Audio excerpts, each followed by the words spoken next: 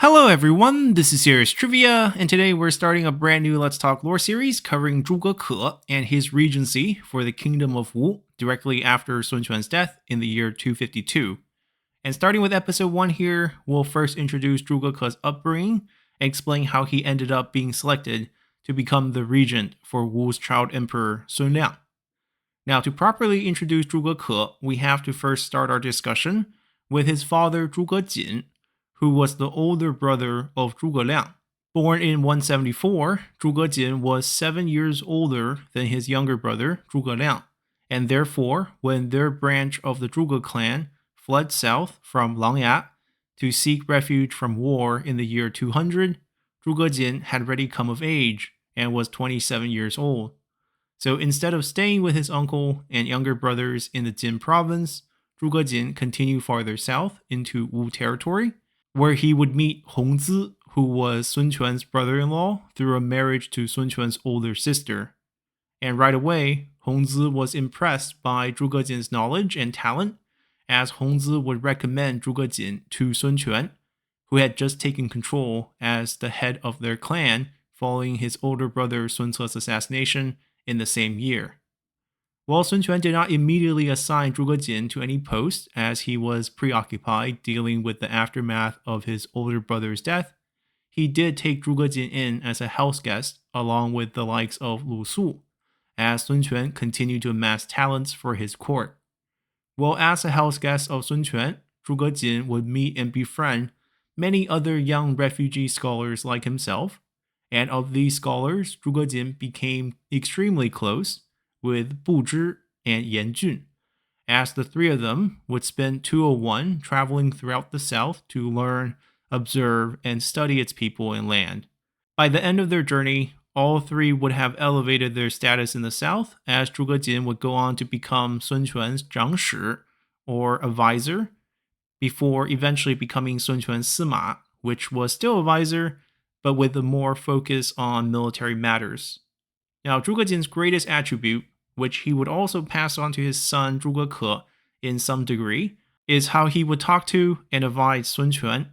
Unlike the more senior members of the Wu court that were originally recruited by Sun Ce, such as Zhang Zhao, Zhuge Jin knew how prideful Sun Quan was. So whenever he wanted to present an opposing idea to Sun Quan, he always did so in a roundabout way, as he often tried to guide the conversation with Sun Quan into having Sun Quan bring up the opposing idea before jumping in to give supporting statements. And this way, these ideas would come off as Sun Quan's own ideas, which made it easier for Sun Quan to consider them and accept them. While this was certainly a form of verbal manipulation, it definitely worked better than Zhang Zhao's stern approach with Sun Quan, and thus Zhuge Jin was able to enjoy a steady climb through the Wu political ladder, as he would become Wu General of the Left in 222, before eventually being promoted as the first Grand General of the Kingdom of Wu on its founding in 229, when Sun Quan declared himself as Emperor.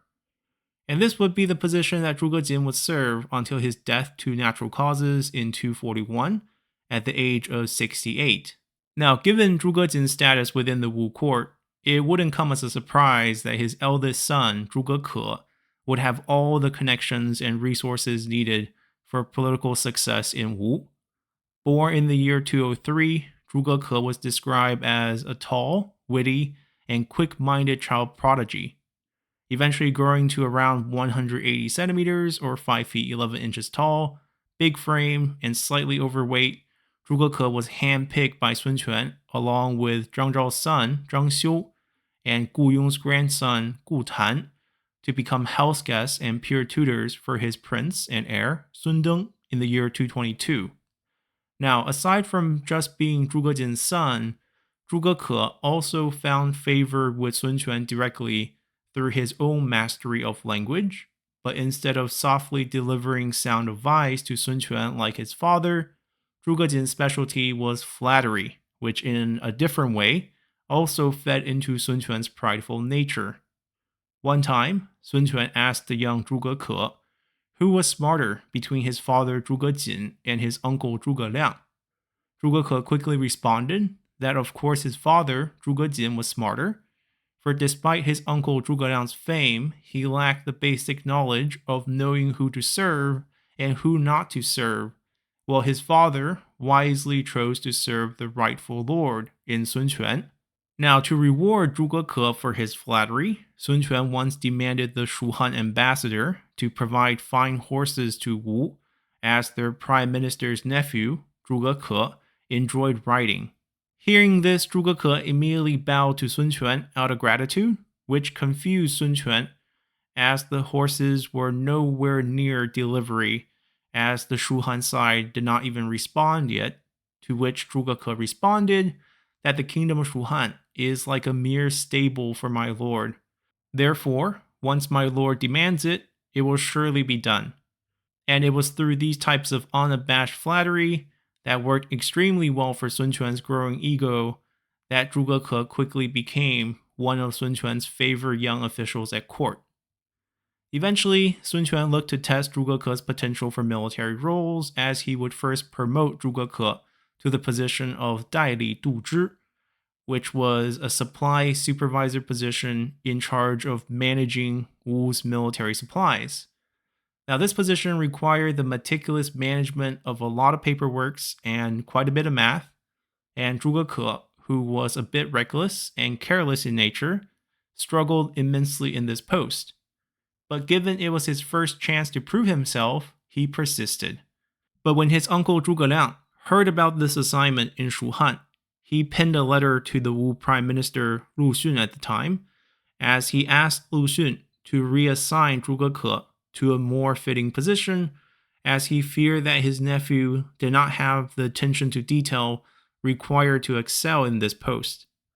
Lu Xun then informed Sun Quan, who went on to reassign Zhuge Ke to an officer position that finally allowed him to lead 300 troops as his own personal retinue, which made Zhuge Ke extremely happy, as Zhuge Ke had long publicly clamored about his desires to become a general one day. Now, armed with his own troops, Zhuge Ke's outsized ambition started to show, as he presented a daring proposal to the court in regards to the pacification of the Shanyue people located in the Danyang Mountains.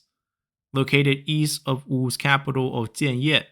the Danyang Mountains are home to roughly 100,000 Shanyue, or people who have decided to live off the grid, often in mountains, in hopes of an independent life, free from taxes and government control. In essence, they saw themselves as free folks who banded together in a time of Han decline and chaos, while the current Wu court saw them as tax evading, unruly bandits who could potentially be converted into tax-paying laborers on government-run Tuntian farms and fresh conscripts for Wu's ever-growing armies. Now, initially, the court was against Zhuge Ke's proposal, as the Shanyue of the Danyang Mountains are not only numerous in number, but also well-organized with their own militia groups and raiding parties that would often scatter and hide deep in the mountains whenever Wu had previously sent army to pacify the region. But after Zhuge Ke made a bold promise at court directly to Sun Quan that if he was given command over the regional garrisons around the Danyang Mountains within 3 years' time, he would not only pacify the region, but also bring back 40,000 new recruits for the Wu army. Tempted by this offer and eager to see Zhuge Ke's potential, Sun Quan approved Zhuge Ke's request, even though Zhuge Ke's own father, Zhuge Ke, vehemently opposed this plan, going as far as declaring that his foolish son will doom their clan with such outlandish promises.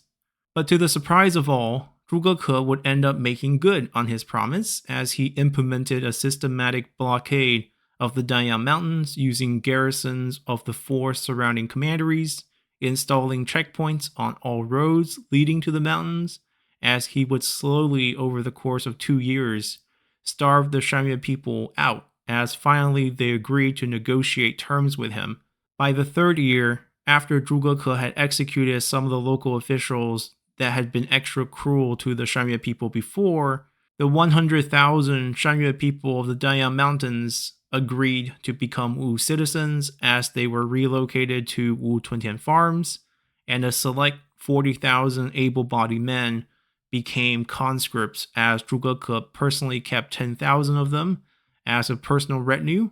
while splitting the remaining 30,000 conscripts with the 4 commandery garrisons that had helped him achieve this. Naturally, Sun Quan would reward Zhuge Ke, as he would end up being promoted from the administrator of Danyang to Wei Bei Jiangjun, or the general who strikes fear in the north. And on top of these titles, Zhuge Ke was given the right to garrison his newly constructed force on the north bank of the Yangtze River at the city of Wan in Lujiang, on the borders with Wei. Once garrisoned here, Zhuge Ke will launch numerous raids and scouting parties in the surrounding areas, largely to kidnap Wei citizens to bring back to work on Wu Tuntian farms, but also to scout for attack routes, as Zhuge Ke harbored plans for a direct attack on Shouchun by land, bypassing the traditional river path that would have to go through Hefei. However, Zhuge Ke's plan did not get the blessing of Sun Quan,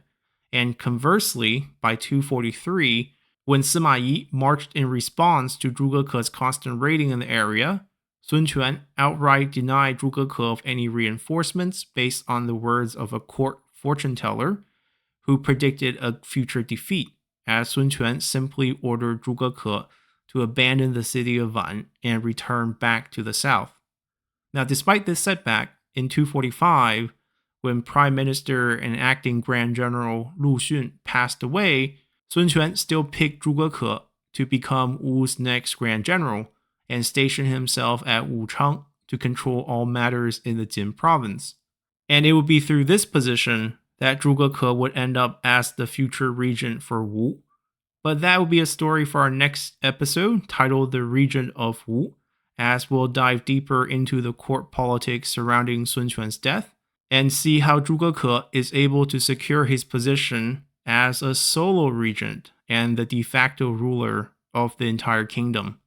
So hopefully y'all have enjoyed this episode enough to consider subscribing to the channel for more content on Three Kingdoms history, or simply support the channel by leaving a comment below, or just by hitting the like button. And as always, I'll see you all next time. Bye!